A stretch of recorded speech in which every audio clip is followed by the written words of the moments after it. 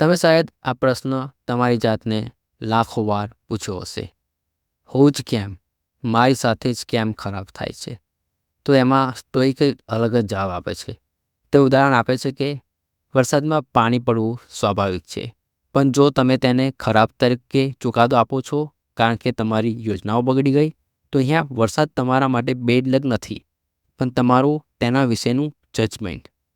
Bed લક આ 3 વાતોથી આવે છે. 1, તમે જે ચાહો છો તે તમારી પાસે નથી. 2, જે કંઈ થઈ રહ્યું છે તે તમે ઈચ્છતા નથી કે ચાહતા નથી.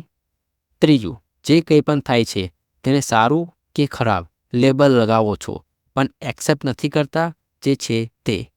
હવે જ્યારે પણ મનમાં આ પ્રશ્ન આવે તો તમારે તમારી જાતને પૂછવું, આ સાચે જ ખરાબ છે કે હું તેને ખરાબ કે બેડલક તરીકે જોઉં છું? આ પ્રશ્ન અને આ 3 વાતો તમને સાચું શું છે તે બતાવશે.